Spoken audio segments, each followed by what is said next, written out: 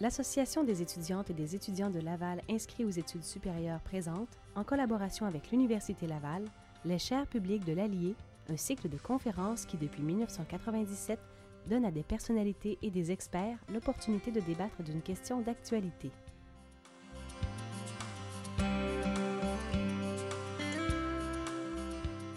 La chaire publique de l'Allier présente, en collaboration avec l'Université Laval, le débat public intitulé « La nation québécoise existe-t-elle ?»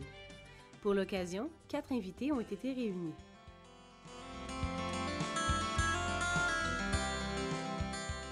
M. Simard est professeur de sociologie à l'Université Laval depuis 1976. Ses enseignements sont très diversifiés: sociologie générale, psychosociologie, mouvements sociaux, genèse et mutation de la société québécoise, société post-industrielle, identité contemporaine, technologie et société, etc. En tant que professeur, il se définit comme maîtresse d'école, tenant à ce que chacune de ses élèves réussisse, plutôt que comme grand maître, inspirant les meilleurs. Il a publié des ouvrages majeurs qui font désormais autorité dans leurs domaines respectifs. Il a d'ailleurs signé de multiples articles ou chapitres de livres et prononcé de nombreuses conférences sur des sujets allant de la théorie sociologique générale aux questions d'actualité, en passant par le pluralisme identitaire moderne, les nouvelles technologies, les transformations de l'État et de la politique, la jeunesse et l'éducation, l'histoire du Québec, son 20e siècle, sa mondialisation actuelle, etc. M. Jocelyn Letourneau, en plus d'être professeur au département d'histoire, est titulaire de la chaire de recherche du Canada en histoire du Québec contemporain à l'Université Laval, membre de l'Institute for Advanced Study à Princeton au New Jersey et de l'Académie des arts, des lettres et des sciences humaines du Canada. Il est également lauréat de la Fondation Trudeau.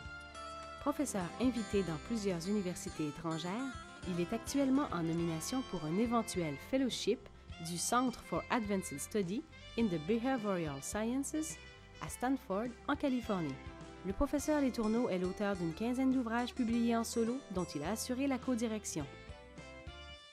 Christian Dufour est avocat et politicologue. Il enseigne à l'École nationale d'administration publique à Montréal, où il fait de la recherche sur le fédéralisme, le rôle de l'État en matière identitaire et les grandes réformes de l'État. Conférencier sur ces thèmes, il fait également du commentaire politique pour les médias écrits et électroniques. Louis Balthazar collabore encore aujourd'hui par son enseignement et ses travaux avec le département de sciences politiques de l'Université Laval, où il a été professeur de 1969 à 1997. À l'automne 2000, il était professeur invité au Bridgewater State College au Massachusetts et titulaire d'une bourse Fulbright.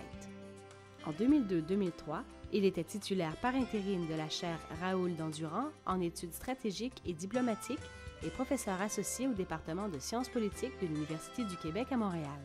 Il est actuellement président de l'Observatoire sur les États-Unis de la chaire Raoul Dandurand. Ses recherches portent principalement sur la politique étrangère des États-Unis et sur les relations canado-américaines, mais il lui est arrivé de donner son avis sur la question nationale. Alors, c'est entre les mains de M. Balthazar que je vous laisse maintenant pour un débat que je vous souhaite très agréable. Merci.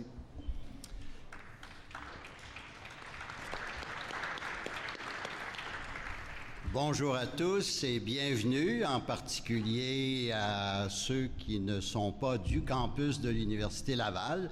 Ça montre que l'université a une faculté de rayonnement remarquable dans la région de Québec. Bravo.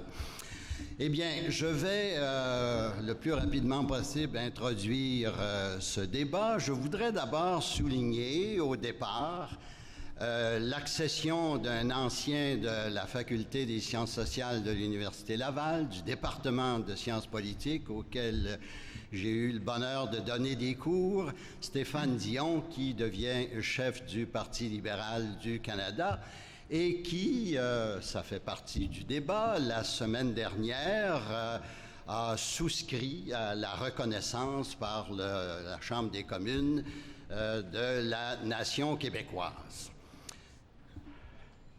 Nos vieux débats ont cette tendance assez remarquable à ressurgir périodiquement.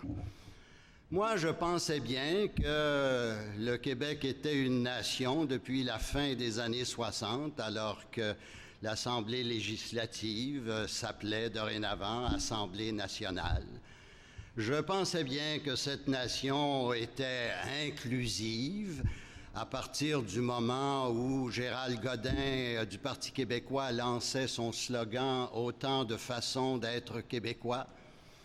Et par la suite, le Parti libéral, le gouvernement libéral du Québec en 1990 a produit un magnifique livre blanc qui s'intitulait « Bâtir ensemble le Québec », dans lequel il était question de contrat moral, d'accommodement raisonnable et d'intégration de tous les nouveaux venus.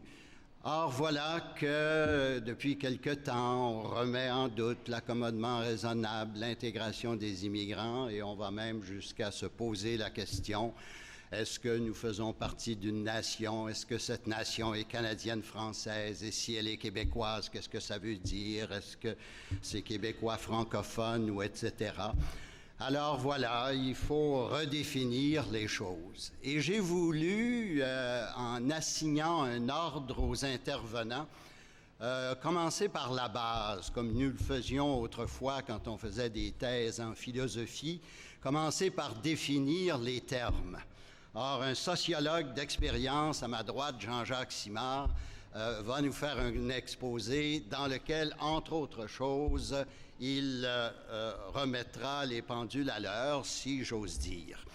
Par la suite, Christian Dufour, qui a écrit depuis très longtemps, qui a écrit en particulier son livre « Le défi québécois », nous protestera contre certaines remises en question de l'idée de nation.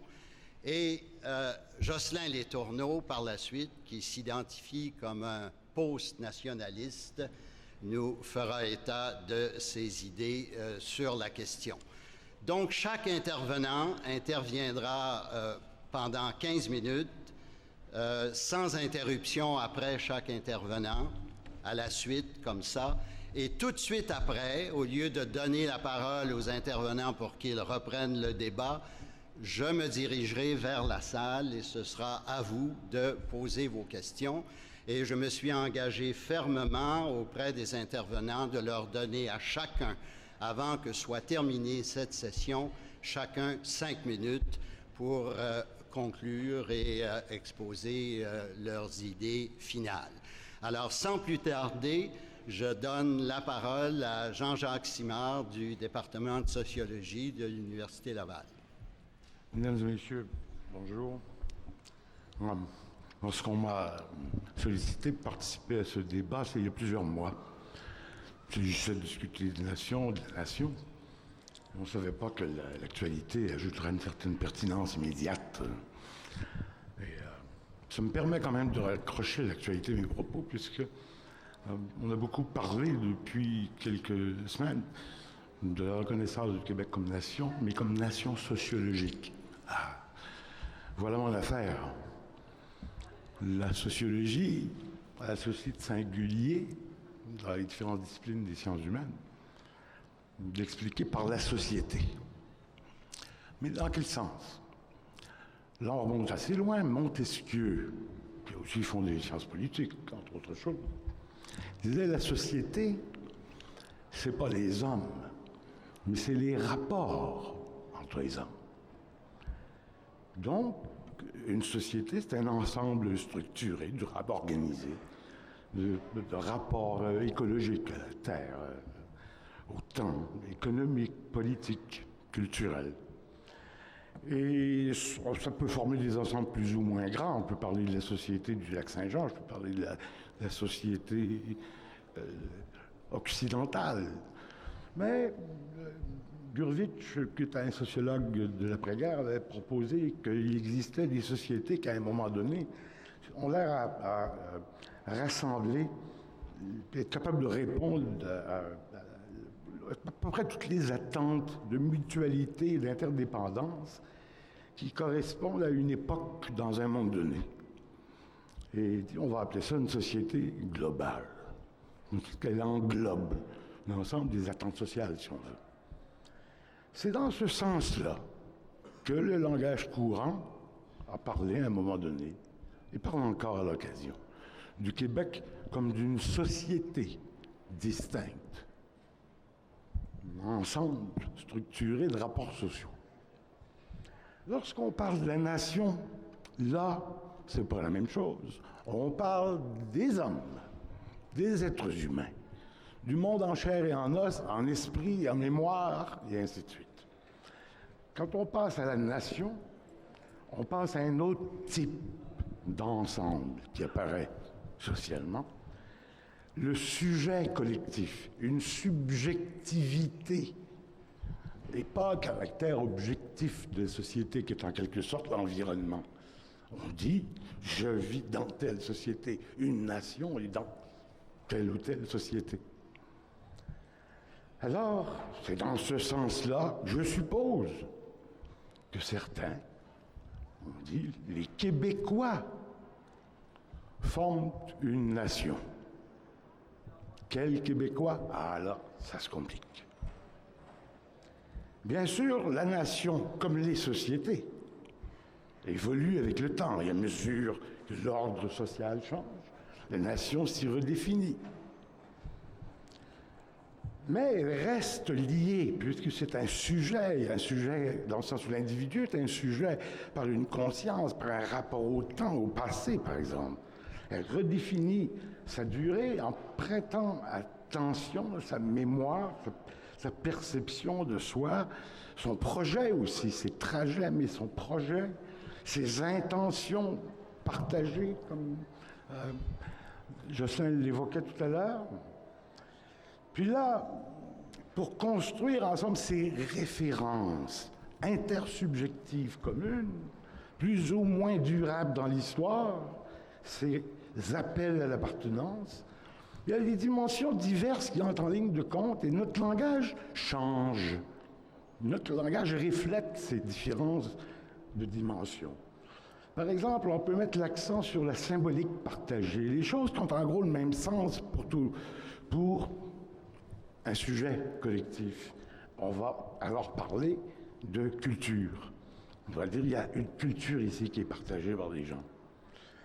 On peut aussi mettre l'accent cette fois sur la volonté d'agir ensemble, le caractère d'action en retour que les hommes en chair et en os essaient d'avoir réflexivement sur la société elle-même. C'est le politique.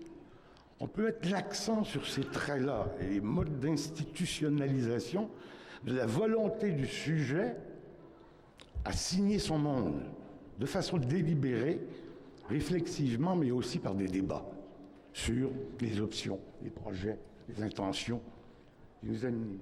Dès lors, on va mettre l'accent sur les dimensions politiques de l'existence intersubjective. On pourra aussi insister parfois sur l'héritage, la lignée, l'origine, on vient tous de quelque part, la filiation entre les générations. C'est dans ce sens-là que l'on parle usuellement de l'ethnicité. C'est pas contrairement à certaines propagandes, là, c'est pas un péché mortel. Tous les êtres humains sont branchés sur des générations. Ils se représentent ce rapport-là au monde, et c'est l'ethnicité.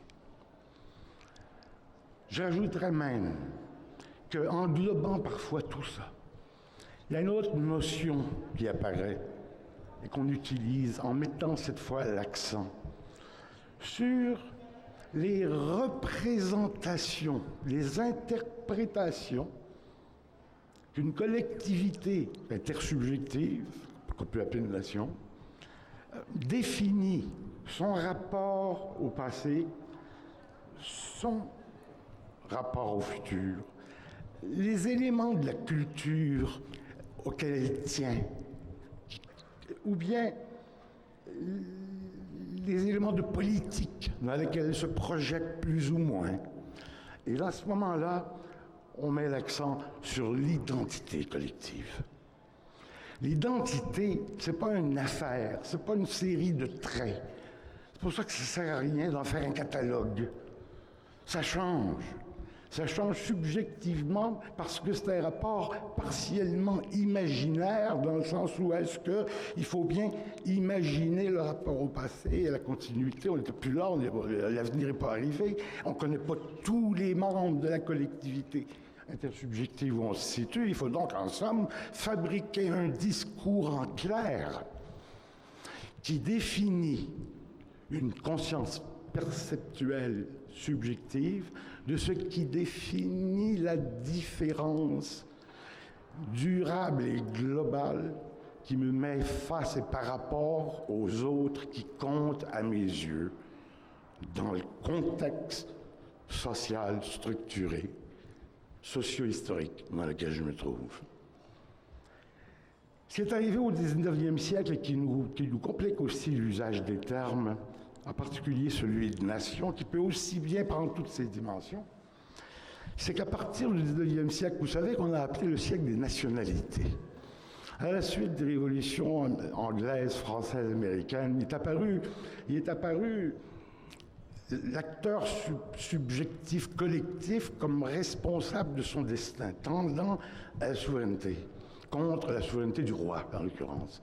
Et graduellement, ça s'est étendu un peu partout autour du monde, et s'est ajouté des dimensions identitaires et d'ethnicité, de telle sorte que la nation, au sens moderne, elle comporte nécessairement une intentionnalité politique et une prétention à gérer soi-même ses rapports et à l'aménagement de la société où elle vit. Et ça, c'est le sens de la nation moderne. Elle marie l'intentionnalité politique avec des héritages, avec des constructions identitaires sur certaines réalités que l'on peut appeler, effectivement, c'est pas un péché ethnique. Alors, depuis ce temps-là, le mot « nation » a eu tendance à vouloir dire « État-nation », au sens où on parle de l'Organisation des Nations Unies.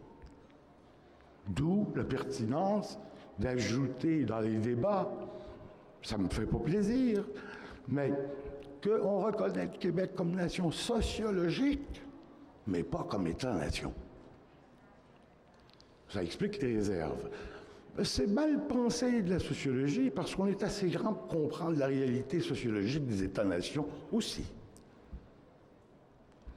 Alors, ce qui est arrivé maintenant au Québec, il me reste 5 minutes, donc c'est pas possible de l'expliquer, mais disons une chose, c'est qu'à partir du 19e, le siècle des nationalités, et ici même avec un petit peu d'avance, chez les Canadiens, c'était appelé Canadien, qui s'appelait français, un acteur subjectif, la nation, on peut dire oui, la nation qui avait commencé à se former, est passée à une conscience politique d'elle-même.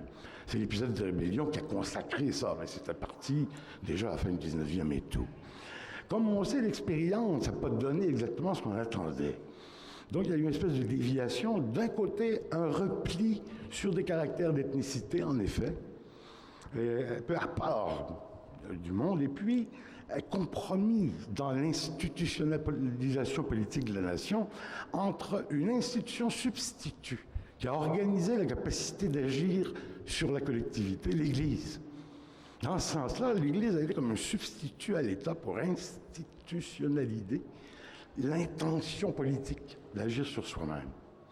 Mais en même temps, bien sûr, il y a eu le pacte canadien interprété subjectivement comme l'association entre les deux nations, ce qui ne veut pas dire que l'autre voyait les choses de la même manière, et puis qui a donné la Confédération, dont les responsabilités particulières d'une province. C'est un secret de polichinelle qui c'était pour permettre à la nation qui y était concentrée, et à ses élites, entre autres, de s'occuper des choses dans lesquelles ils se trouvaient réfugiés. La famille, la religion, l'éducation, les enfants, la guerre civile, les chicanes entre voisins, et puis la terre de chez nous. C'est une responsabilité provinciale. On va aller vite. 3 minutes. Il ne nous reste plus rien qu'un demi-siècle. Ça va être vite fait.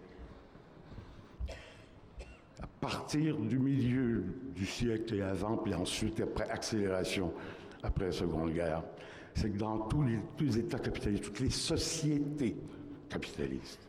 L'État-providence a émergé.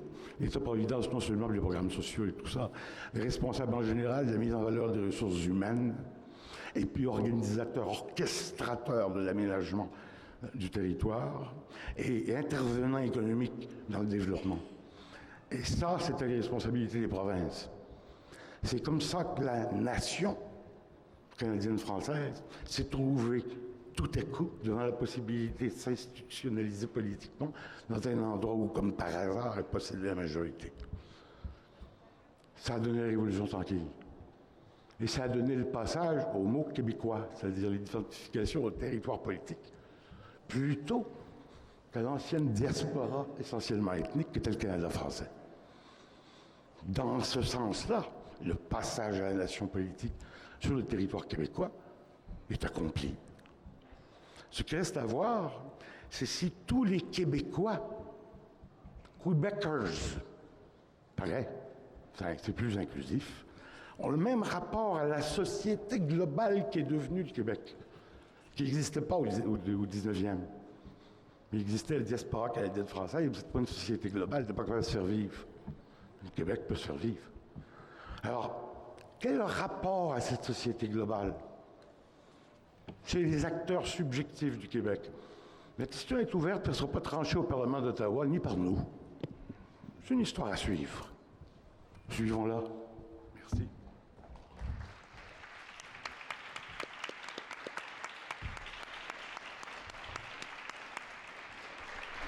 Merci, Jean-Jacques Simard. Vous laissez la question en suspens. On aurait eu envie de vous écouter encore, mais la nation québécoise c'est là. Existe-t-elle? Et voilà, Christian Dufour, lui, va tenter de prendre la relève et de répondre à la question. Merci d'être là. Je remercie donc les gens de l'Association des étudiants, l'exécutif de l'Association des étudiants de Laval en études supérieures de m'avoir invité.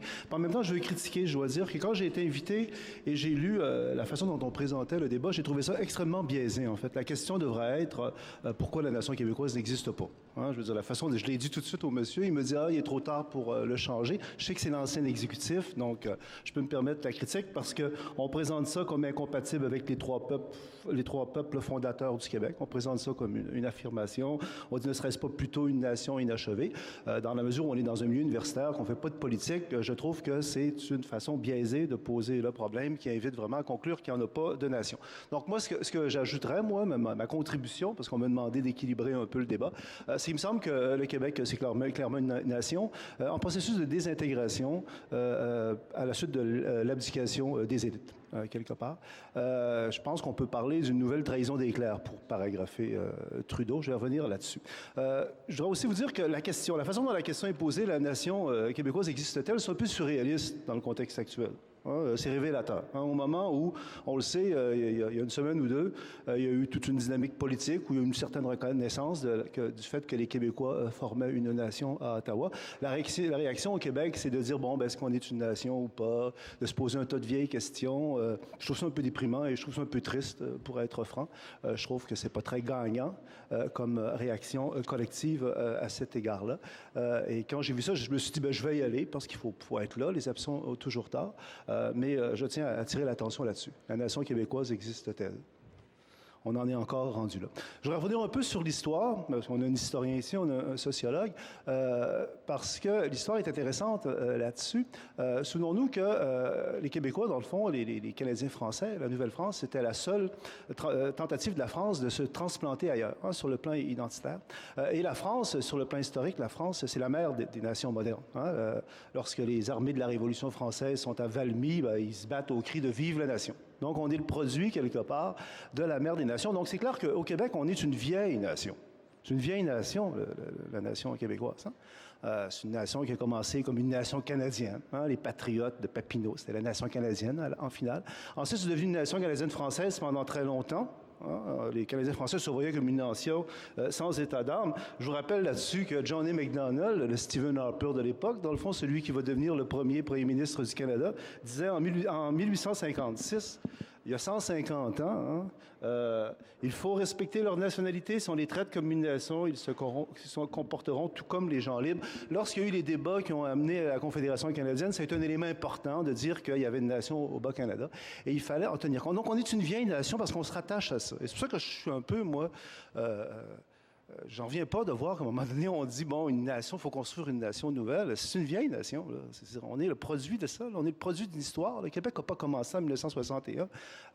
Mais il reste que, donc, jusqu'au début des années 60, c'était le Canada français, c'était une nation canadienne-française. Dans les années 60, des choses changent. Il y a un processus de modernisation. Là, on voit la nation comme étant territoriale. L'Assemblée législative du Québec devient l'Assemblée nationale. C'est Jean-Jacques Bertrand. Ceux qui ont mon âge se souviendront que Jean-Jacques Bertrand, ça n'a pas été le plus formidable des premiers ministres qu'on a eu et que c'était une manœuvre un peu formelle au niveau de l'image pour se rendre populaire auprès des nationalistes québécois à l'époque des débats linguistiques. Donc, toujours est-il que là, c'est clair, là, on se voit comme une nation plus territoriale et on se voit surtout comme une nation inclusive. Je dirais exclusivement inclusif, si vous me permettez l'expression. Ça devient très important d'inclure les autres. Donc, les Anglo-Québécois, les immigrants, les Autochtones, ça devient fondamental. Puis aussi, il y a une rupture avec la nation canadienne-française d'avant. Et dans ce sens-là, on est vraiment une société de type français qui a tendance à rompre de façon exagérée avec le passé. Comme en France, ça ressemble. Vous savez, la France moderne a une relation qui est encore un peu ambivalente avec l'Ancien Régime. Au Québec, c'est la même chose. Le Canada français, on ne veut plus rien savoir. On trouve que c'est honteux. On trouve que... Bon, on oublie ça. On est vraiment dans une nation territoriale inclusive. Mais là, le problème qu'il y a, et puis ça, des gens comme Fernand Dumont, Gérard Bouchard, la plupart des penseurs nationalistes québécois vont sombrer là-dedans, c'est que non seulement on est inclusif, on est ouvert, mais on s'oblige à ce que les autres soient dans notre nation. Autrement dit, les Anglo-Québécois ne sont pas nécessairement, se sentent pas partie de la nation québécoise à ce point-là, les Autochtones non plus, les immigrants non plus. Donc là, on a un problème parce qu'on ne peut plus être la nation québécoise parce que les autres dont on a besoin ne veulent pas. On s'est rendu dépendant du regard des autres. C'est une chose d'être ouvert, c'est une autre chose de donner aux autres un droit de veto sur ce que tu es. Et si on ajoute à ça le fait que là, sur le plan politique, on ne peut pas dire que ça aboutit très fort. Le Québec ne devient pas souverain, la société distincte ne devient pas institutionnalisée. Là, on se met à déraper. Parce qu'on ne peut plus se rattacher à notre vieux fonds canadien-français. On a décidé que ça n'avait plus de valeur. Lui, Gérard Bouchard a dit qu'il fallait... J'ai lu ça récemment dans Le Devoir. J'ai trouvé ça fascinant. Je ne pensais pas qu'il avait écrit ça, qu'il fallait jeter les souches au feu. Autrement dit, le vieux fond, on jette ça au feu, ça n'a pas d'importance. Sauf qu'on ne peut pas construire de façon moderne parce qu'on s'est nous-mêmes condamnés à ce que les autres soient d'accord avec nous, puis les autres ne sont pas d'accord. Donc, à ce moment-là, on a un gros problème. Là. On est rendu dans une situation, bon là, on parle de 3 nations au Québec. C'est la première fois que je voyais ça appliqué, en fait. Dans un texte, je sais qu'au Canada, on parle vraiment des 3 nations fondatrices au Canada. Là, je le vois appliqué au Québec. On pourra en parler tout à l'heure parce que je trouve que c'est une réécriture de l'histoire. Je peux comprendre que sur le plan politique, il y a des hommes politiques, des femmes politiques qui défendent ça. Mais que des universitaires commencent à défendre le fait qu'il y a 3 nations fondatrices au Canada, je trouve que c'est une réécriture de l'histoire qui se défend pas et surtout pas au Québec. Plus que ça, récemment, je voyais dans Le Devoir, il y a 2 semaines, on nous parlait de quelqu'un, en fait, que je nommerai pas, qui nous parlait des 7 nations. La nation ethnique, la nation culturelle, la nation civique, la nation socio-politique, la nation diasporique, la nation multisociétale, la notion multiterritoriale. Et, vous savez, les chercheurs, il ne faut pas les sous-estimer, ils vont en trouver d'autres. Plus on regarde dans le ciel, plus on trouve de nouvelles étoiles. Le processus n'est pas terminé. De façon, quand je vois ça, je trouve un peu, c'est les précieuses ridicules sur le plan intellectuel. C'est que là, c'est plus sérieux, c'est une collectivité qui est en train de se décomposer sur le plan conceptuel. Et il y a un aspect plus sérieux là-dedans. Moi, je trouve qu'on peut vraiment prétendre, parce que le Québec existe, c'est que les élites québécoises, les universitaires sont devenus incapables de nommer le peuple dont ils sont issus. Les élites, là, je veux dire, c'est le peuple qui les sécrète, qui les paye, qui les valorise. On n'est plus capable de nommer ce peuple-là. Moi, je le vis. Quand on veut parler là, du Québec, c'est devenu compliqué. On ne peut plus parler des Canadiens français. On ne peut plus parler des Québécois. Moi, dans le dossier de la réforme du mode de scrutin, à un moment donné, je parlais de la majorité francophone. Des gens me disaient, il faut peu que tu parles de la majorité francophone. Il ne faut pas dire que ça diminue le pouvoir de la majorité francophone. C'est pas inclusif. Donc, tu ne peux plus parler du Québec. Et c'est dans ce sens-là que, pour paraphraser Trudeau, le Trudeau d'avant l'action politique, le Trudeau intellectuel, qui avait dénoncé une trahison d'éclair, moi je trouve qu'on peut parler d'une trahison d'éclair au Québec. Des élites québécoises qui ont enlevé au peuple québécois son nom et qui ne sont pas capables de lui redonner son nom. Hein? Et on continue, c'est des belles discussions intellectuelles. Je trouve qu'il y a un aspect masturbation intellectuelle, mais qui est profondément déprimant et triste, quelque part. Qu'est-ce qu'on est, le Québec? Est-ce qu'on est une bande, un rassemblement, une horde? Hein? Il y a quelque chose au Québec qui existe, on n'est plus capable de le nommer. C'est grave, ça. Puis le peuple, là-dedans, n'est pas là-dedans. Le peuple, en général, se voit comme une nation. On voit, les gens ont réagi à la reconnaissance par Harper de la nation québécoise, pas avec un immense enthousiasme, hein, parce que c'est pas Harper qui définit le Québec, mais ils ont réagi de façon positive parce qu'il y avait un aspect sain. Ce qui est fascinant, c'est que dans le Québec intellectuel, tout de suite, on a eu des émissions de radio, de télévision, tous les débats, oui, sommes-nous une nation? Quelle sorte de nation sommes-nous? Sommes-nous exclusifs? Au lieu de prendre la nation pour ce qu'elle était, c'était une reconnaissance, bon, qui vaut ce qu'elle vaut, au lieu d'en faire un succès, mais de façon limitée, parce que je ne crois pas que le fait que le Québec soit une nation, ça règle tout, absolument pas. Je crois que le Québec est une nation entre autres choses. Hein, c'est aussi une société distincte, le Québec. Parce que autant le geste de Harper, c'est un coup d'audace intéressant sur le plan politique, autant la reconnaissance sur le plan politique par le Parlement canadien que le Québec est une nation, il y a un aspect sain pour le Québec et le Canada. Parce qu'il y a un gros déficit de reconnaissance sur le plan historique en ce qui a trait de l'expérience du Québec au sein du Canada. Les Québécois en souffrent. Donc, il y a quelque chose de sain. On est plus reconnu au sein du Canada. C'est sain dans un contexte canadien et dans un contexte québécois. Mais en même temps, c'est essentiellement symbolique. Hein, il n'y a pas de pouvoirs qui vont découler de ça, c'est évident. Mais ce qui m'a fasciné, c'est de voir, entre autres, quelqu'un comme André Boisclair qui a dit « Ah, l'un des seuls bons côtés de ça, on ne parle plus de société distincte. » Comme si c'est Harper qui décidait ce qu'on était. Comme si, là, on abandonne... La société distincte, c'est l'héritage de Robert Bourassa. Hein? Vous vous souvenez, Bourassa avait dit « Aujourd'hui et pour toujours, le Québec est une société distincte, libre de ses choix. » C'est l'héritage de Robert Bourassa. On balance l'héritage de Robert Bourassa en oubliant que la société distincte, c'est un concept qui est territorial, qui est institutionnel, qui est beaucoup plus susceptible de donner des pouvoirs au Québec que le concept de nation, puis qui est aussi important pour le concept de la prédominance du français au Québec. Donc, ce que je veux juste dire là-dedans, c'est que ces débats-là, je m'excuse, là, il faut les faire, il faut les tenir, mais quelque part, il y a un côté débilitant. Un côté qui nous affaiblit, puis ça nous éloigne des vrais enjeux politiques. Hein, parce qu'il y a un enjeu politique. Le Québec, au sein du Canada, sa situation n'est pas évidente. C'est une petite nation qui est enracinée dans l'histoire, qui évolue, comme toutes les nations, mais c'est pas nouveau. Là. On est là depuis longtemps et on se rattache à ça. Et le gros problème, c'est la rupture avec le Canada français. C'est clair qu'il y a une rupture qui a été excessive, dans laquelle sont devenus prisonniers, dont sont devenus prisonniers, en fait, les penseurs du nationalisme moderne, les penseurs souverainistes, parce que pour eux, le Canada français est complètement discrédité. Donc, le Québec commence en 1960. Je voyais Jacques Godbout, les déclarations de Jacques Godbout très pessimistes sur le Québec de demain. Je comprends qu'il est pessimiste parce que Jacques Godbout ne valorise pas beaucoup le Canada français d'avant 1960. Et puis, il est très souverainiste. La souveraineté n'a pas l'air de vouloir se réaliser. Donc, l'histoire du Québec, à ce moment-là, c'est 40-50 ans, dans le fond. Donc, c'est très, très fragile. Moi, ce que je veux juste rappeler, c'est qu'il y a une révolution tranquille qu'il faut assumer. C'est pas parce que je veux qu'on revienne en arrière, mais je pense qu'une des forces du Québec, c'est un enracinement historique. C'est une vieille nation. Cela dit, c'est pas juste ça. On est une province au sein du Canada dans un système fédéral. On est une société distincte. J'entendais l'autre jour Jocelyn Letourneau parler de la stratégie de la marmotte pour le Québec, qui a été... bien des gens qui ont ri de Jocelyn Letourneau là-dessus, mais ça, moi, je trouvais ça assez positif, quelque part. C'est vrai que les Québécois ont intérêt à jouer sur beaucoup de tableaux, parce qu'on est une petite nation dans une situation géopolitique difficile, et il faut jouer sur beaucoup de tableaux, dont le côté national. Mais que des élites québécoises nient que le Québec est une nation, que les élites québécoises refusent de nommer leur peuple, vraiment, je trouve ça désolant. Et c'est dans ce sens-là que c'est une nouvelle trahison d'éclair. Je trouve que c'est le peuple qui nous met là, et puis c'est pas ça qu'il faut faire pour le peuple, à mon avis.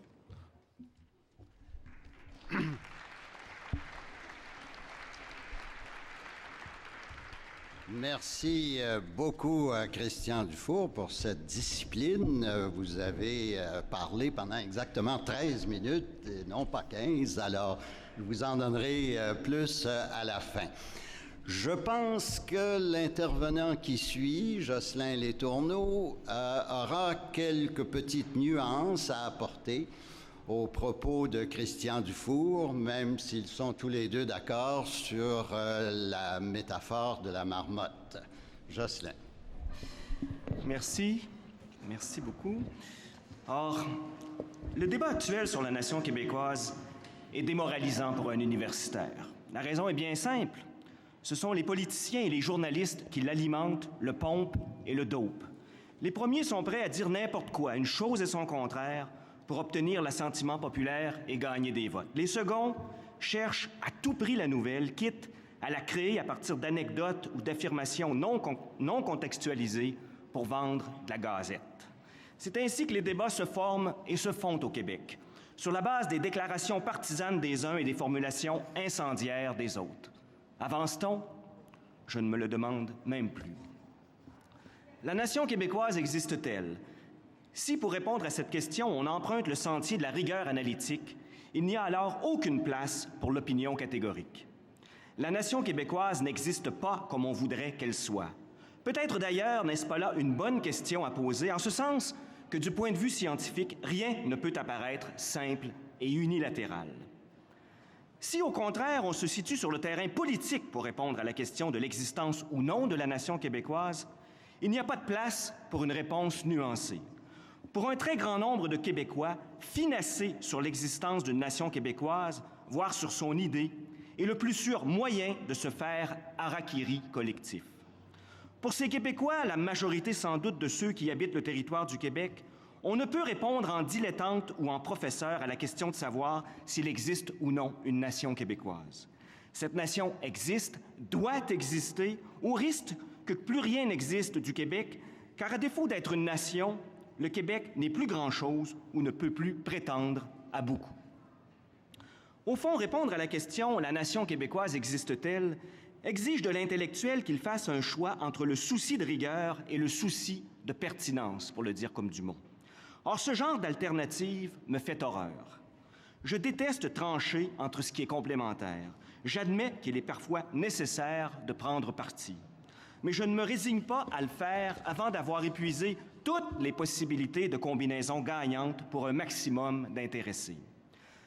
Pour répondre à la question « La nation québécoise existe-t-elle ?» je vais donc, en universitaire que je suis, opter pour la rigueur analytique, mais sans perdre de vue qu'un chercheur ne peut se dissocier complètement de la charge de proposer des visions qui permettent aux hommes et aux femmes, que ce soit à l'échelle individuelle ou à l'échelle collective, de passer à l'avenir. C'est la raison pour laquelle je ne pourrai éviter d'aborder, à partir d'un point de vue politique, la question de l'existence de la nation québécoise. Vu le temps qui m'est alloué, j'irai vite. Je ne crois pas que la meilleure entrée dans la complexité québécoise se fasse par la porte de la nation. Personnellement, je me méfie beaucoup de ces grands concepts, par exemple celui de nation, qui imposent leur logique agrégative et interprétative à la réalité qu'ils prétendent recouvrir. Je préfère parler du Québec comme d'une collectivité d'hommes et de femmes formant société et usant, pour se définir collectivement, du terme de nation, terme ambigu s'il en est, et qui peut être utilisé dans des sens variés par ceux et celles qui s'en réclament ou s'y réfèrent. J'irai plus loin. Je pense que la société québécoise, plus instituée que jamais, existe et se présente maintenant comme une société globale. Au début des années 1960, déjà, Fernand Dumont utilisait ce concept pour qualifier le Québec de l'époque. Il devançait alors la réalité. Ce n'est plus le cas. Le Québec forme réellement une société globale qui existe et se présente comme un tout distinct, ce qui ne veut pas dire qu'elle envisage son présent et son avenir comme étant séparés des grands ensembles. Je poursuis. La société globale que forment les Québécois est traversée par une intention nationale qui n'est pas née d'hier, mais qui s'enracine loin dans le temps. À noter que la notion d'intention nationale, contrairement au concept de nation, n'est porteuse d'aucune conception essentialiste ou programmatique de l'état d'être ou du devenir des sociétés. La notion d'intention nationale est une notion d'historien, c'est-à-dire qu'elle n'a de sens que par rapport à une réalité observable dans le temps. Elle n'a pas de prétention théorique et encore moins de vocation politique. Elle sert à décrire, pas à susciter ni à motiver. La société québécoise est donc depuis longtemps traversée par une référence nationale et par une intention nationale. Il me semble que cette affirmation ne peut être contestée. Mieux, elle me semble plus riche que celle d'affirmer péremptoirement que le Québec forme une nation, point à la ligne. Je pense que la formulation que j'utilise est plus riche que l'injonction du Québec comme nation, parce que la référence nationale et l'intention nationale au sein de la société québécoise sont des réalités complexes et plurivoques, ambiguës et paradoxales qu'il faut reconnaître comme telles. En fait, plus on entre au cœur de la référence et de l'intention nationale des Québécois, plus on découvre que cette référence et que cette intention sont différemment conçues et portées par les uns et par les autres. Pour certains, l'idée de nation est une référence cardinale à leur existence. Elle est le socle de leur identité et elle appelle de leur part un agir politique conséquent. Pour d'autres, l'idée de nation n'est qu'une référence secondaire dans leur vie. Elle ne les définit pas magistralement sur le plan identitaire et ne règle pas non plus leur comportement politique. Au sein de la société québécoise, il n'y a pas de mouvement général pour une seule représentation collective du « nous, les Québécois », non plus que pour une seule traduction politique de cette représentation collective. En fait, la référence nationale et l'intention nationale ne provoquent chez les Québécois ni unanimité massive, ni engouement constant, ni détermination inébranlable. On se réfère plus ou moins à l'idée de nation, et pour la majorité des intéressés, il semble que la référence nationale, comme l'intention nationale du reste, soit flexible, accommodante et pragmatique plutôt que rigide, pointilleuse et doctrinaire. Si l'on accepte mon point de vue, on peut bien parler du Québec comme d'une nation, mais il faut alors envisager le terme dans sa définition la plus large, la plus malléable et la plus modulable possible. Il faut surtout détacher ce terme de toute perspective prescriptive, par exemple celle qui veut que le fait d'être ou de former nation appelle un mode de reconnaissance symbolique et un devenir politique déterminé par la nature même de la nation. L'histoire montre en effet qu'il n'y a pas de nation naturelle et qu'il n'y a pas non plus de nation modèle. La forme que prend la nation est déterminée tout à la fois par la volonté politique de ceux qui la constituent et par le rapport de force qui marque cette nation de l'intérieur et de l'extérieur. Aux yeux d'un très grand nombre de Québécois, l'idée de nation semble renvoyer à celle de sociétés distinctes, de cultures particulières, de communautés politiques associées à un territoire défini. Pour eux, le terme de nation est synonyme de pays au sens empirique et symbolique du mot. Quant aux conséquences politiques au fait de se dire nation, elles sont négociables. Autrement dit, il n'y a pas de passage obligé de la nation non plus que de figure imposée pour elle. La nation peut s'épanouir de différentes façons en autant qu'elle dispose d'instruments minimaux et fondamentaux pour le faire. Or, pour la majorité des Québécois, il semble que le Québec dispose déjà des instruments minimaux et fondamentaux pour s'épanouir comme société distincte et culture particulière.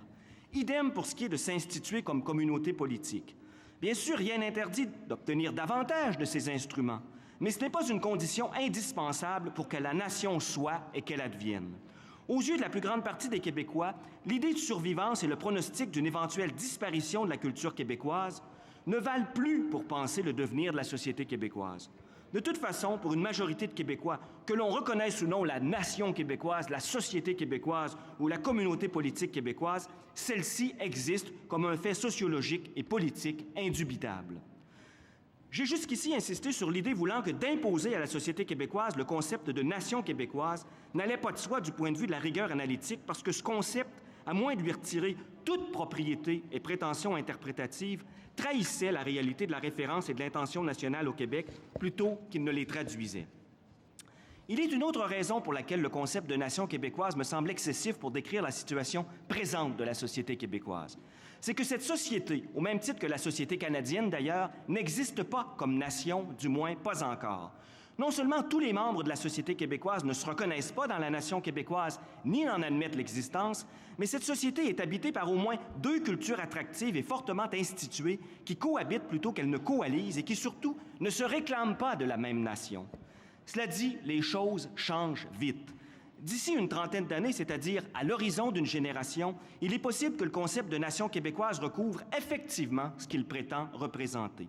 Il cessera alors d'être un concept performatif, utilisé par des protagonistes dans des joutes rhétoriques partisanes, pour devenir un concept descriptif, utilisé par des chercheurs comme instrument heuristique. Mais pour le moment, nous n'en sommes pas là. En 2006, le concept de nation québécoise est en avant de son temps, comme le concept de société globale l'était au temps où Dumont le forgeait pour qualifier ce qu'il entrevoyait. De toute façon, l'avènement éventuel ou prochain d'une nation québécoise au sens fort du terme ne marquera pas la fin de ce que l'on a l'habitude d'appeler la question nationale québécoise. On se querellera toujours au sein de cette nation pour déterminer quelle forme politique lui irait le mieux. Je répète ce que j'ai dit tantôt, il n'y a pas de haute forme politique obligée ni automatique qui coiffe la réalité de la nation. Ceux qui veulent mener la société québécoise au statut d'État-nation souverain n'ont pas d'autre option que de convaincre la population de faire l'indépendance. J'espère avoir montré que du point de vue de la rigueur analytique, toute réponse à la question « La nation québécoise existe-t-elle » doit être prudente et nuancée. Qu'en est-il sur le plan politique? Peut-on se permettre de tergiverser sur cette question? Refuser d'assumer catégoriquement le caractère national de la société québécoise, n'est-ce pas s'affaiblir collectivement? Je pense que la société québécoise est devenue suffisamment forte et instituée pour qu'elle n'ait pas besoin d'une désignation particulière, par exemple celle de la nation, pour être à la hauteur de ses prétentions ou pour se réaliser selon ses ambitions, y compris comme État indépendant, le cas échéant. Cela dit, je crois aussi qu'il ne sera pas possible de revenir sur le concept de nation pour qualifier la société québécoise. Qu'elle existe ou non comme nation, on a décidé d'attribuer à la société québécoise le titre de nation. Ce titre est institué, il a fait l'objet d'une reconnaissance unanime de la part des membres de l'Assemblée nationale du Québec et les membres de la Chambre des communes viennent d'y consentir. À force d'être utilisée, une désignation, vous le savez, finit par s'imposer et d'éteindre sur la réalité qu'elle enlace, au point souvent de la remplacer. Cela est vrai notamment pour un concept comme celui de nation, concept puissant s'il en est, chargé de signification et qui impose ses références et contenus historiques et politiques à ceux qui s'en servent pour nommer ce qu'ils observent ou veulent voir. La nation québécoise existe donc discursivement, qu'on le veuille ou non. Quelles sont les conséquences politiques d'une telle existence? Autrement dit, quelles sont les obligations politiques découlant d'une telle existence discursive de la nation? Je ne suis pas juriste et crains de m'aventurer sur ce terrain. Cela dit, il est clair à mon sens qu'il ne peut pas ne pas avoir de conséquences politiques à la reconnaissance du fait que les Québécois forment une nation. Jusqu'à quel point doivent s'étendre ces conséquences politiques? À mon sens, il serait probablement pas difficile de démontrer à des cours nationales ou internationales que le Québec bénéficie déjà de suffisamment de pouvoir pour exister et s'épanouir comme nation, même dans un Canada uni. Dans ce contexte, il est bien possible que la reconnaissance du fait que les Québécois forment une nation ne change rien à la donne actuelle, ou que si changement il y a à cette donne, elle ne tienne pas particulièrement au statut national du Québec. Jusqu'à quel point peuvent s'étendre les conséquences politiques à la reconnaissance du fait que les Québécois forment une nation? Ici, il n'y a d'autres limites que celles qui découlent du rapport de force entre Québec et Ottawa et de ce que la Cour suprême du Canada a recommandé au terme de son renvoi sur la sécession du Québec. Selon l'avis de la Cour, la sécession du Québec d'avec le Canada est possible à certaines conditions, lesquelles ont tout à voir avec la nécessité des parties de négocier dans un esprit de bonne foi, en respectant leurs obligations respectives envers la démocratie, les minorités et les règles du droit. La nation québécoise existe-t-elle? Qu'on réponde oui ou non, ou qu'on atteste de son opinion par un « ouin » ou par un « oui », il semble que l'avenir du Québec ne soit pas lié à cette question particulière. Au-delà du libellé identitaire dont on l'affuble ou de l'enseigne qu'elle se donne, la société québécoise aura l'avenir qu'elle décidera d'avoir. Cet avenir est large dans ses possibilités. Il va de l'indépendance complète à l'intégration fusionnelle avec un grand ensemble, deux options, cela dit, que la majorité des Québécois ont jusqu'ici refusées. C'est probablement entre ces deux extrêmes que les Québécois trouveront la voie de leur passage à l'avenir. Cette voie sera marquée par le compromis et par l'accommodement, par la tension avec l'autre et par la tension avec soi aussi. Car il n'y a pas d'unanimité au chapitre de la forme politique de la nation québécoise. Ceux qui aiment les choses claires et univoques feraient peut-être mieux d'aller voir ailleurs si tout est plus simple et moins paradoxal. Ils ne sont en tout cas pas faits pour le climat politique québécois. Merci.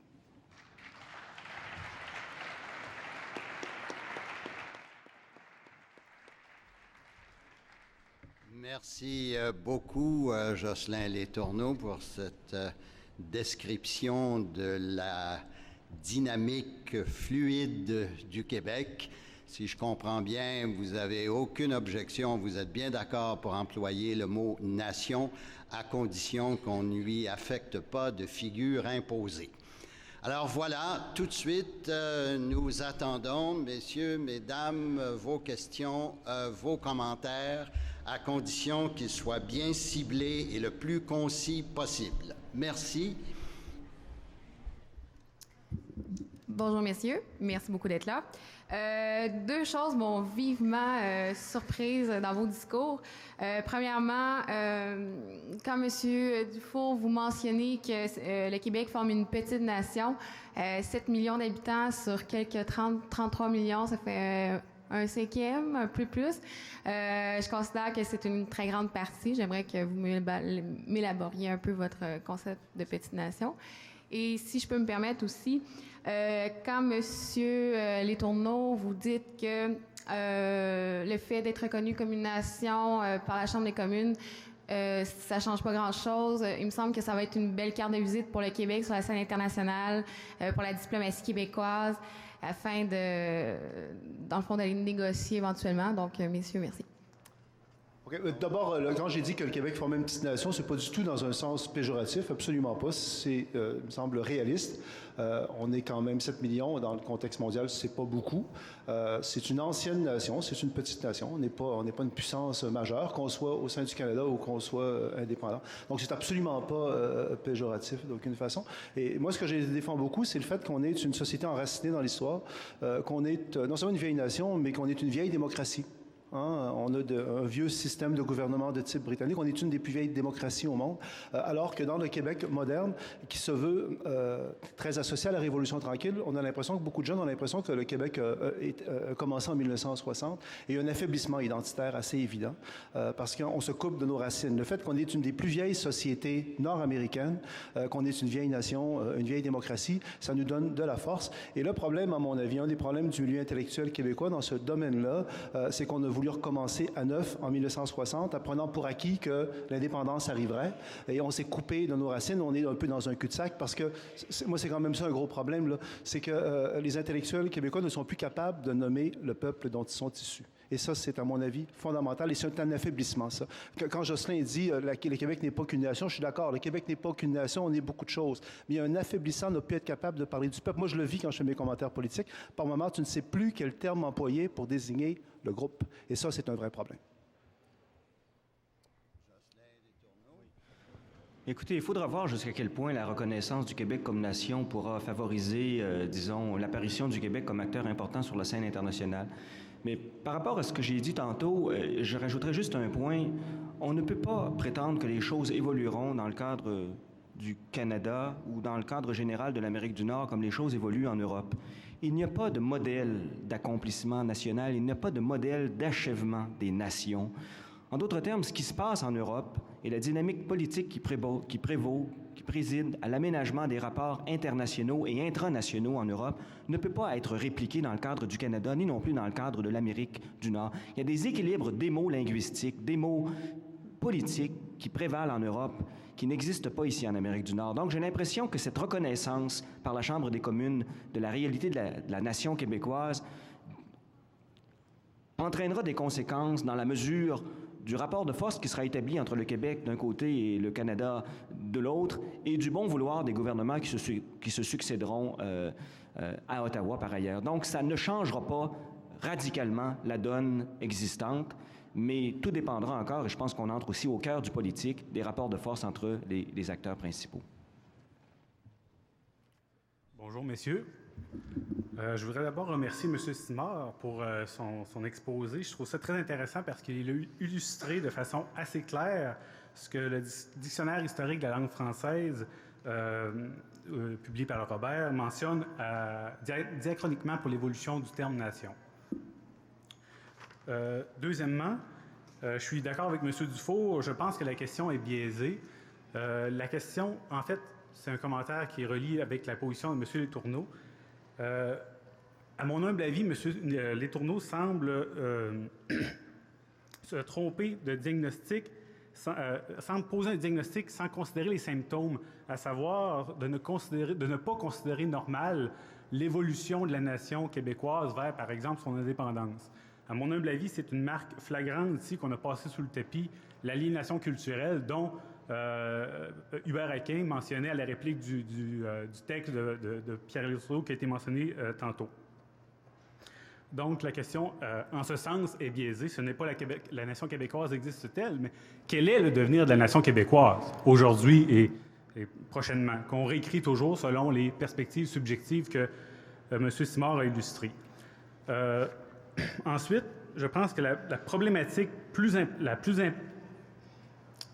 plus complexe aujourd'hui, c'est la suivante. En 1838, une partie des patriotes déclare l'indépendance, une déclaration d'indépendance. La révolte est matée. Mais depuis ce temps, il y a toujours un courant un courant républicain radical qui a passé de la classe bourgeoise à l'époque jusqu'à une classe ouvrière, par exemple, dans les années 60, vers cette indépendance. Or, l'intérêt sociologique des différentes classes ne pousse pas nécessairement à l'évolution naturelle de la nation vers son indépendance, par exemple. En 82, c'est le rejet constitutionnel du Québec par le reste du Canada. Le ROC, le Rest of Canada, se donne un pays constitutionnel, se donne une loi fondamentale sans Québec, sans sa présence, sans sa volonté. Qu'est-ce que ça signifie? Ça signifie que les conséquences territoriales, ethniques, sociologiques, politiques, tout ce qu'on voudra du Québec, fait en sorte que celui-ci n'appartient pas, en termes de loi fondamentale, à un pays autonome. En 1995, plus de 60% des francophones disent oui à l'indépendance. Mais on parle beaucoup de nationalisme civique à l'époque au Parti québécois et depuis ce temps-là, mais on a 3 groupes ethniques importants à Montréal qui, coalisés ensemble, les Italiens, les Grecs et les Juifs, disent ethniquement non à un projet politique dont tous les membres étaient appelés à se prononcer individuellement par voie référendaire, ce qui est quand même assez particulier et ça illustre, je pense, la problématique de s'être coupé du passé, comme M. Dufour l'exprimait très bien. Je voudrais mentionner, en terminant, la chose suivante. Avec le fameux débat à l'heure actuelle au Parlement canadien sur la reconnaissance de la nation québécoise au sein du Canada uni. En 1966, l'ONU adoptait le Pacte international relatif aux droits civils et politiques, qui entrait en vigueur au Canada le 19 août 1976, dont l'article 1 dit ceci: « Tous les peuples ont le droit de disposer d'eux-mêmes. En vertu de ce droit, ils déterminent librement leur statut politique et assurent librement leur développement économique, social et culturel. » L'article 3, que je ne vous lirai pas au complet, mais qui va aider à comprendre la fin de mon commentaire, « Les États parties du présent acte sont tenus de faciliter, dont le Canada évidemment, sont tenus de faciliter la réalisation du droit des peuples à disposer d'eux-mêmes et de respecter ce droit conformément aux dispositions de la Charte des Nations unies. » Or, on a à l'heure actuelle au Parlement fédéral une reconnaissance de la nation québécoise au sein du Canada uni, alors que constitutionnellement, nous n'en sommes plus partis depuis 1982, malgré les tentatives dans l'honneur et l'enthousiasme de nous réintégrer en 87-90. Et d'ailleurs, en 90, c'est pas le Québec qui refuse, c'est le restant du Canada. Et en 92, l'échec de Charlottetown. Je vous remercie. Merci. Si j'essaie pas de résumer, mais en tout cas d'aller à l'essentiel de vos propos, de votre question, vous êtes mal à l'aise avec cette proposition de Jocelyn Letourneau que la nation québécoise n'est pas appelée à devenir indépendante. Est-ce que c'est à peu près ça? Que vous ne voyez pas ça comme que M. Letourneau ne voit pas comme normal et obligé que le Québec devienne indépendant. Alors, je donne la parole à Jocelyn Letourneau puis aux autres aussi parce que... Pardon? Oui. Normal, non. Soit, mais pas obligé. Ah, OK. Ah non, mais la nation... Il y a plus... Ah ouais. Oui, la nation québécoise est appelée à devenir indépendante. Il y a plein de gens qui font du bruit autour de cette idée-là. Mais ce que je dis, c'est que si elle devient indépendante, ce ne sera pas à la suite d'un processus naturel. En tant qu'historien, il n'y a pas de modèle d'évolution nationale qui soit prescrit. Tout est rapport de force, tout est volonté des acteurs. Et dans cette perspective-là, il ne faudrait quand même pas oublier un point important. Si les Québécois ne sont pas encore nation indépendante, coiffée par un État autonome, c'est aussi parce qu'ils l'ont choisi. Ce n'est pas simplement l'affaire des autres qui nous ont empêchés d'être historiquement et collectivement. Deuxième point, quand même important, l'histoire des patriotes, oui. J'insisterai pas sur la question des patriotes, mais il y a toujours eu, effectivement, au sein de la société québécoise, une idée républicaine, une idée d'indépendance, une idée de rompre avec les grands ensembles ou d'exister en dehors des grands ensembles. Elle est encore présente au sein de la société québécoise. Et je reconnais même son importance, mais elle n'est pas majoritaire. Alors, il faut en tenir compte aussi dans nos analyses politiques et dans les diagnostics qu'on pose à l'égard de l'évolution possible et prévisible de cette société-là.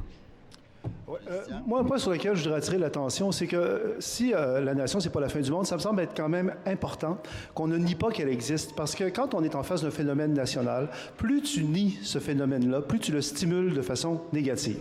Donc, c'est pour ça que je trouve qu'il faut faire très attention quand on a le droit de parole, de se mettre à nier le phénomène national, parce qu'il y a des conséquences à ça. Tu stimules ce phénomène-là négativement, entre autres, au sein du Canada. Et c'est pour ça que la reconnaissance par Stephen Harper et le Parlement fédéral est saine dans un contexte canadien et habile quelque part. Parce que les Québécois, ce sont les Canadiens de base sur le plan historique.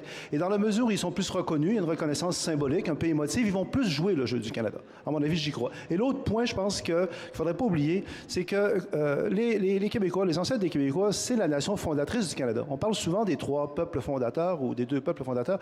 En ce qui a trait à la construction de l'identité canadienne, c'est pas vrai. Il y en a un peuple fondateur. Puis c'est les ancêtres des Québécois, il ne faut pas oublier ça. Là. Je veux dire, quand les British arrivent, les Britanniques arrivent en 1760, ils trouvent des Autochtones, des premiers habitants du territoire qu'on appelle les Indiens, à qui viendra jamais l'idée de s'appeler Canadiens. Ce sont les plus récents Canadiens, quelque part, les Autochtones. Au cas, c'est un épisode douloureux de canadisation de leur identité. Et les British vont rester encore jusqu'à Wilfrid Laurier, plus membres de l'Empire britannique que Canadiens. Donc pendant 200 ans, les seuls qui se sentent Canadiens, qui sont appelés Canadiens par les autres, c'est les ancêtres des Québécois. Hein? Donc c'est nous le peuple fondateur, là. C'est notre nation, c'est nous qui avons fondé le Canada. Et c'est ce qui explique l'énorme ambivalence des Québécois à l'égard du Canada. C'est que quitter le Canada, c'est dire adieu à l'identité que tu as mis au monde. Donc, il y a une ambivalence qui est très forte et qui est en partie malsaine. C'est là-dessus je me dissocie de Jocelyn Tourneau. L'ambivalence, j'en suis. J'ai écrit le défi québécois en 88. C'était la base, c'était l'ambivalence québécoise. Mais à cause de la conquête, elle est poussée très loin. Il y a un problème au Québec. Il y a quelque chose qui ne marche pas. À mon avis, on est une société à long terme en danger. Il y a une fragilité parce que c'est très beau d'être ambivalent. Moi, je suis prêt à le positiver. Et puis la nation ne doit pas être souveraine nécessairement. Mais à un moment donné, il y a une espèce de refus de vivre là-dedans, une difficulté à exister, point, à la ligne. Et ça s'exprime beaucoup dans le milieu intellectuel québécois. Je veux dire, André Burel, dans son récent livre, là, Trudeau, l'ancien conseiller de Pierre-Éliott Trudeau, c'est un petit bijou, ce petit livre-là, Trudeau, l'intellectuel et le politique. Il note à quel point les élites québécoises nationalistes ont été trudeauisées. À quel point ils ont incorporé l'idéologie de Trudeau, les Gérard Bouchard, Fernand Dumont. Un jeune qui commence, Mathieu Bock-Côté, va sortir un livre sur la dénationalisation du souverainisme québécois. Quelque part, il y a quelque chose qui ne marche pas au Québec. C'est beau l'ambivalence, c'est beau d'être modéré, mais il y a un problème qui n'est pas réglé et ce problème, il est encore là. Donc, je m'excuse d'avoir parlé trop longtemps. Avant la prochaine question, je me permets de souligner que l'an prochain, nous allons célébrer le 400e anniversaire de la Fondation du Canada. Malheureusement, il y a beaucoup de Canadiens qui mettent en doute ce que je viens de dire. Prochain, oui. Oui, merci à tous les intervenants. Mon nom est Claude Villeneuve. Monsieur Balthazar en a parlé en introduction, mais au-delà du débat sur la reconnaissance de la nation qui a eu lieu à la Chambre des communes et qui s'est transporté à l'Assemblée nationale, au-delà de la course au leadership du Parti libéral qui vient de se terminer, il y a aussi tous les questionnements qui se passent dans l'espace public présentement autour de la question de l'accommodement raisonnable, qui renvoie un peu à ce débat-là sur la nation. On a pu remarquer, puis là je parle plus particulièrement du cas du Kirpan, par exemple, qui avait vraiment un décalage énorme entre la façon dont les élites, notamment les universitaires, prenaient le problème en banalisant un peu cette situation-là, disant que c'était pas les fondements de ce que le Québec était qui étaient remis en cause, et la réaction épidermique, voire même un peu radicale parfois, de gens dans le public qui, manifestement, n'achetaient pas cette assertion-là. Alors, est-ce que cette... je vais poser la question j'ai une question pour chacun des intervenants. Monsieur Simard, est-ce que vous reconnaissez, est-ce que vous percevez, vous aussi, cette différence-là qu'il y a dans la perception que les élites se font du Québec dans lequel ils vivent et celui du Québec réel, le Québec senti par la majorité? Monsieur Dufour, est-ce que vous voyez dans le contexte qu'on traverse présentement, et notamment le débat sur l'accommodement raisonnable, l'occasion de recentrer le débat puis d'en finir une fois pour toutes, ou à tout le moins d'avancer sur cette question-là, puis peut-être revenir à quelque chose qui ressemble plus au réel de la nation québécoise. Et M. Letourneau, ne pensez-vous pas que des débats comme ceux-là, avec ce qu'ils risquent de débordement, puis on a vu comment parfois les réactions étaient radicales, pour des simples raisons de cohésion sociale puis de vivre ensemble, il n'y a pas de nécessité de clarifier, de discuter sur le plan sociologique, sur le plan politique, sur le plan historique, de réconcilier tout ça sur la conception que tous les membres de la communauté politique, de la société québécoise se font de la définition du pays, de l'État, à tout le moins, de la société dans laquelle ils vivent. Je vous remercie beaucoup. Alors, Jean-Jacques Simard. Sur la séparation des élites et de quoi? Du peuple. Hein? La majorité. Les élites... Vous pouvez revenir, monsieur, clarifier votre question? Oui, en fait, un petit peu entre la différence que les gens qui s'attachent, qui travaillent à essayer de définir sur le plan théorique, sur le plan conceptuel la nation québécoise, et, disons, les constituants de cette nation-là, les individus qui la composent de façon individuelle et collective. Oui. C'est quelque chose qui est peut-être singulier au type de rapports sociaux qui ont caractérisé l'évolution de la société qui est apparue sur les rives du Saint-Laurent. Essentiellement de langue française, c'est que dès la Nouvelle-France, les élites sont en quelque sorte françaises de France. Les militaires, les commerçants forains, le clergé, le haut clergé. Et c'est pas par hasard si le peuple, les constituants en mesure de reconnaître ces élites, s'appellent eux-mêmes Canadiens. Et vont au foulon rire des Français qui débarquent. Alors, le maudit français, je ne sais pas quand il y a eu sa promotion à maudit, mais il est déjà là, latent, avant même qu'il y ait quelque conscience politique que ce soit, des Canadiens. Et puis, par la suite, il faut bien dire que, à partir du début du 19e, les Canadiens n'ont pas été capables de gagner leur vie en étant dirigés par des membres de leurs élites économiques, par exemple. Ce qui veut dire que, encore une fois, leur vie est emportée par des forces supérieures et parfois des définiteurs de situation qui sont un peu séparés d'eux. Et l'Église est très, très tournée vers Rome, alors que dans le commun du quotidien, les gens vivent en Amérique. Donc, le rapport à l'Église ou un rapport au patron dans les entreprises est toujours ambigu pour cette raison-là.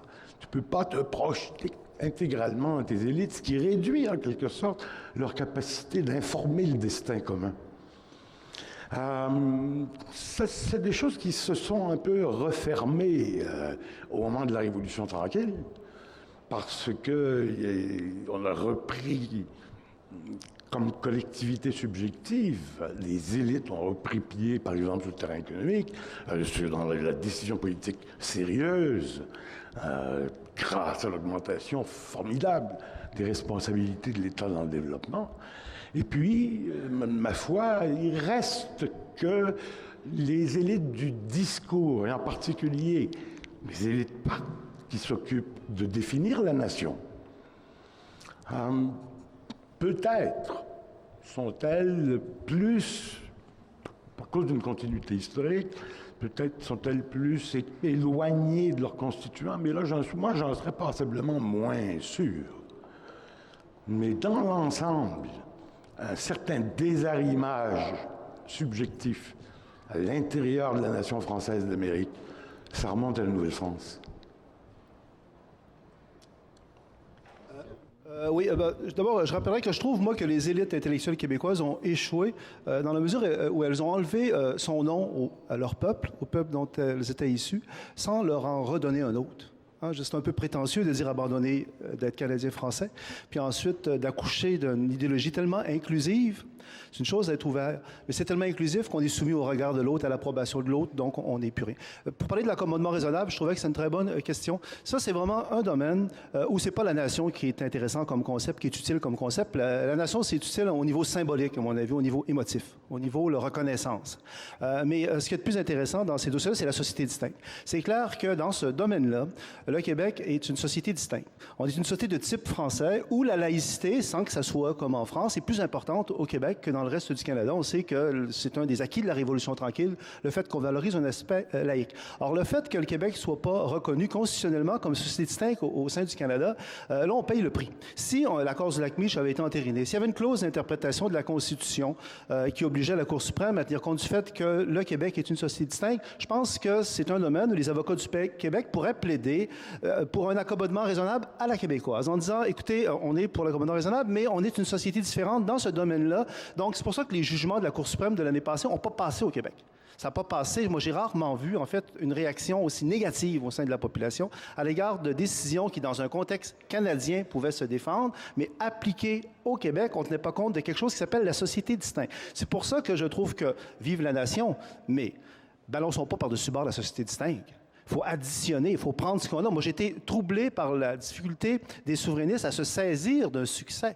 M. Harper leur a donné une victoire. C'est une victoire, quelque part, ce truc-là. C'est une victoire pour Harper, mais ça aurait pu être une victoire pour les souverainistes. Mais on dirait qu'ils n'ont pas eu le réflexe de se l'approprier, de dire, oui, merveilleux, la nation, on la prend, nous, on veut qu'elle soit souveraine. Puis en même temps, on garde la société distincte de Bourassa. Puis on est aussi jusqu'à nouvel ordre dans le contexte canadien. Mais on n'est peut-être pas indépendant. Mais on pourrait avoir un nom comme peuple. C'est ça que je conteste, moi. C'est pas correct qu'on soit plus capable de nommer notre peuple. Et les intellectuels, là-dessus, ont une responsabilité énorme. Mais moi, je le dis, c'est ça la trahison des clercs. On a enlevé le nom de notre peuple. Puis je trouve tout ce qu'on en a, on en a une responsabilité là-dedans. Ça a été des tripes intellectuelles, c'est peut-être intéressant, mais au fil d'arrivée, le peuple québécois est plus faible à cause de ça. Pourrais-tu préciser, quand tu dis on a enlevé le nom de notre peuple, c'est quoi ça? Pour décrire, en fait, le Québec, il n'y a plus la majorité francophone issue de l'histoire, il n'y a plus de termes, vraiment. Tu ne peux pas parler de Canadiens français. Il va toujours avoir des objections. Tu peux pas parler de Canadiens, tu ne peux pas parler de Québécois. On va dire, oui, c'est quoi? C'est que l'ancienne nation canadienne française qui s'est transformée, on ne peut pas parler de nation québécoise. Regardez, la nation québécoise existe-t-elle? Parce qu'on se dit, les Anglo-Québécois ne se sentent pas nécessairement là-dedans, les Autochtones...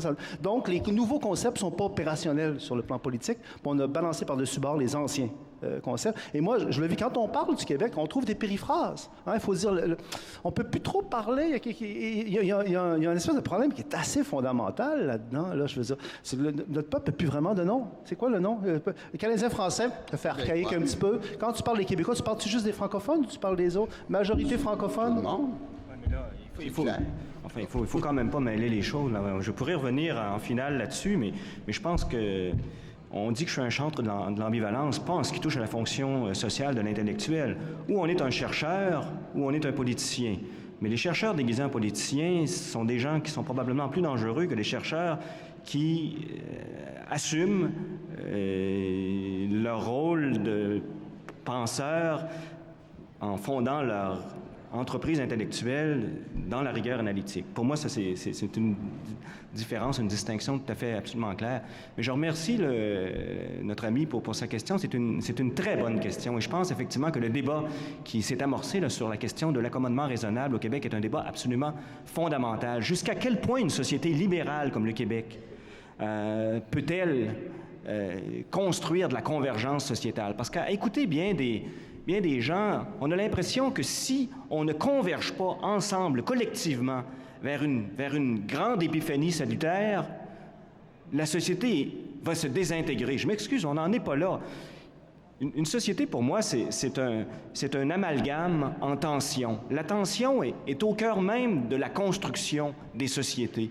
Et comment renouveler cette société-là sans liquider son passé? Comment actualiser la culture québécoise à l'aune des apports des différentes cultures ou des différentes personnes qui décident de faire du Québec leur lieu d'être et leur lieu de résidence? Ça, je pense que c'est des questions qui sont absolument fondamentales. Et le problème au Québec, c'est que tout part et tout revient à la question de la nation. C'est comme si on était incapable de penser en dehors du paradigme national.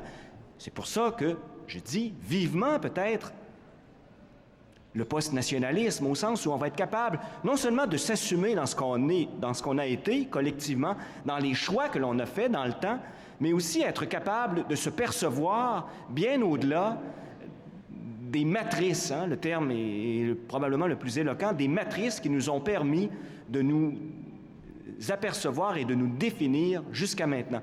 La société québécoise, elle évolue largement. Il serait temps probablement que les intellectuels, précisément, cessent de jouer aux politiciens et, sur la base d'une analyse aussi rigoureuse que possible, accompagnent le mouvement de transformation et d'actualisation de cette société-là. À défaut de quoi, on va être surpris de la façon dont elle change. Je me permets de vous rappeler les deux expressions que je mentionnais au début dans ma présentation, venant de deux partis politiques québécois, autant de façons d'être québécois et bâtir ensemble le Québec. Ceci dit, je vais donner 5 minutes à chacun des intervenants, tel qu'entendu, et je vais le faire dans l'ordre inverse qu'on avait établi au départ. Et donc, ce sera d'abord Jocelyn Letourneau, Christian Dufour et ensuite, pour le mot de la fin, Jean-Jacques Simard. Merci. Si vous permettez, je vais juste répondre à votre question très rapidement. Non, je ne pense pas qu'il existe une nation canadienne. En tout cas, pas si on envisage cette nation-là comme étant une entité qui rassemble toutes ces constituantes qui se définissent elles-mêmes comme des nations. D'ailleurs, simplement, comme anecdote, le sentiment nationaliste est encore plus fort à Terre-Neuve qu'il ne l'est au Québec. Cela dit, l'affirmationnisme terre-neuvien ne s'exprime pas politiquement de la même façon que l'affirmationnisme québécois. Je lisais, je pense que c'est dans Le Devoir ou dans le Globe and Mail, un type qui a écrit une lettre au lecteur qui mentionnait que le Canada devrait se définir peut-être comme les Nations unies du Canada, pour montrer à quel point il y avait partout le pays des sentiments nationalitaires qui étaient plus ou moins exacerbés. Dernier point, il ne faudrait pas quand même oublier qu'au milieu des années 60, le Canada était lui-même au cœur d'une espèce de crise identitaire, arrivait mal à se percevoir, à se nommer même comme nation. Et c'est en quelque sorte l'affirmationnisme, le nationalisme québécois qui a poussé le Canada, les Canadiens anglais notamment, à se définir et à se réactualiser, à se refonder peut-être, pour employer l'expression de Simon Langlois, autour d'une nouvelle constellation référentielle dont, par la suite, la Charte devait devenir le pivot structurant. Et Pierre Trudeau, dans ce contexte-là, a certainement joué un rôle absolument fondamental. De manière générale, là, 2 minutes peut-être pour conclure, je ne pensais pas que vous commenciez par moi, mais enfin... tout simplement pour revenir là, sur le rôle de l'intellectuel. Moi, je pense sincèrement que le rôle de l'intellectuel est de ramener la société du côté de sa complexité et donc jamais du côté de sa simplicité. Et dans cette perspective-là, il est sûr que si de commettre un livre, c'est s'activer politiquement, ben oui, je suis un acteur politique. Mais mon but principal, je pense que ça devrait être le but de bien des intellectuels, et de toujours rappeler aux hommes et aux femmes, de bonne volonté peut-être, qu'il y a toujours un passage vers l'avenir et que ce passage-là, la plupart du temps, dans la mesure où on se situe au cœur du politique précisément, est un passage négocié, un passage rempli de compromis, qui ne signifie pas nécessairement de compromission, d'accommodement plus ou moins raisonnable, mais qui a toujours une chance d'aller plus loin. Ce plus loin-là n'étant pas nécessairement défini ou définissable par l'intellectuel tout au moins. Moi, j'aime bien percevoir l'intellectuel comme un passeur, et c'est cette fonction-là, me semble-t-il, qui le caractérise le mieux. Maintenant, au dernier point, peut-être, Christian mentionnait tout à l'heure que l'ambivalence était une tare. En fait, il faut faire attention. D'abord, ambivalence, ça ne veut pas dire indécision ni indétermination, mais plutôt double ancrage. Ça, c'est très important. Ça ne signifie même pas hésitation. Ça signifie, entre une alternative qui est proposée, d'opter pour les deux termes qui fondent cette alternative. Donc, être dans le là et dans le ici en même temps. Être dans le soi et dans l'autre en même temps. Et je pense que si on parle d'ambivalence pour caractériser, pour qualifier la culture politique, le comportement politique de ceux qui jusqu'à maintenant ont habité au sein du territoire québécois, ça n'anticipe absolument pas de ce que sera l'avenir et ce n'est qu'un concept descriptif. Les Québécois ne naissent pas ambivalents. Il n'y a pas le gène d'ambivalence qui caractérise les Québécois.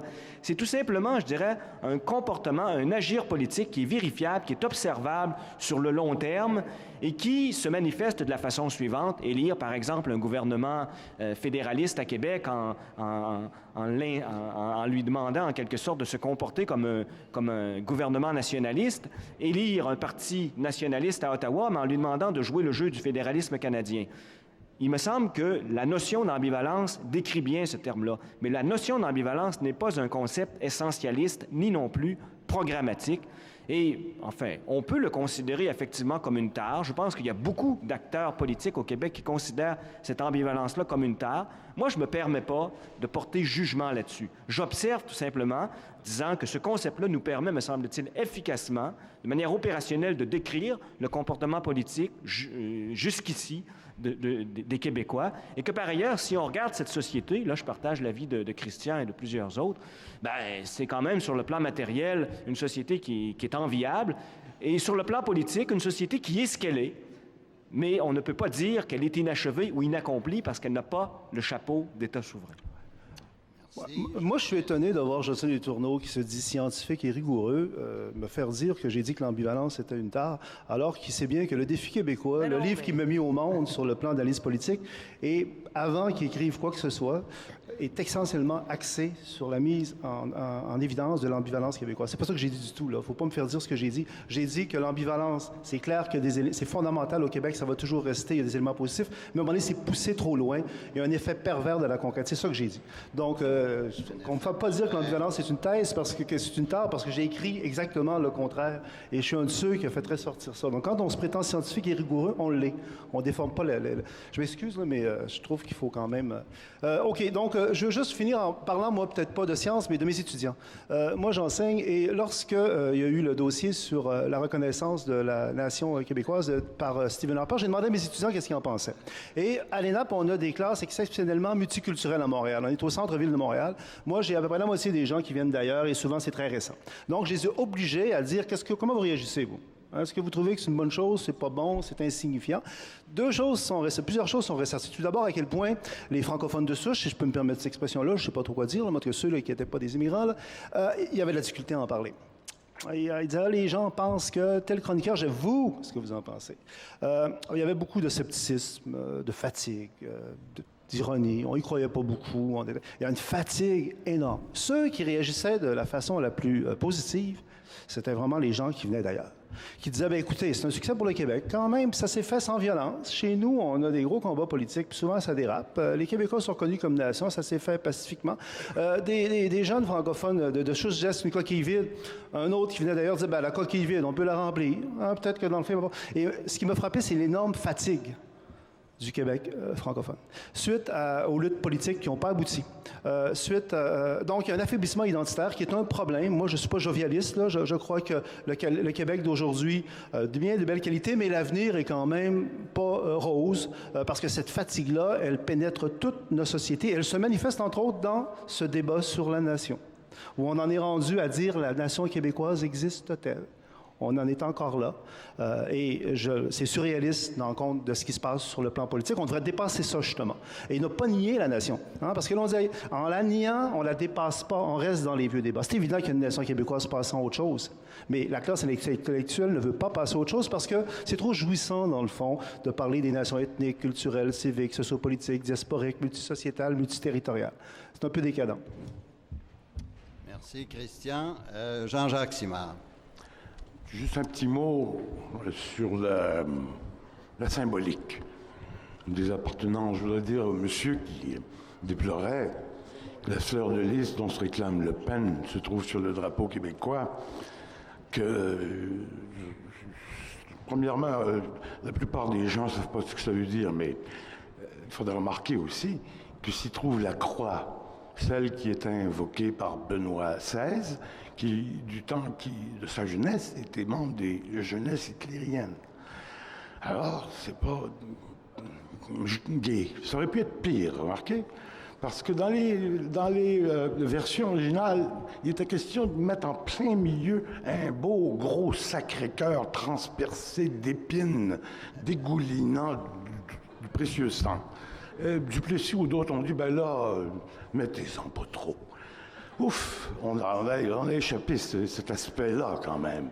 Le bleu, mon Dieu, personne ne sait que c'est aussi la France des Bourbons. Mais on ne sait pas ce que ça veut dire. Alors je proposerais que le terme d'héraldique qui désigne le bleu par argent soit désormais enseigné à tous les enfants. Le bleu au drapeau du Québec, ça veut dire l'argent. Et je pense que ça va trouver des échos dans la nation. Et puis enfin, je terminerai par une autre proposition ayant trait au symbole. J'emprunterai celle-là à Claude Morin, l'ancien ministre, correspondant fédéral. Bon. Puis, il avait dit quelque chose de très intéressant. À un moment donné, il dit, bon, on perd un petit peu la mémoire, et je ne suis pas certain que je me souviens qu'on constitue une très bonne devise nationale. D'autant plus que s'y trouvent certains aspects revanchards. Hein. Je ne sais pas si vous avez écouté la version française de l'Eau Canada. Il y a la croix, puis le sang des... C'est assez revanchard, c'est pas gai. Mais on ne peut pas tout régler. Mais pour la devise québécoise, Morin avait dit, on pourrait peut-être remplacer ça par « on ne sait jamais ». Pourquoi pas? Je vous laisse là-dessus.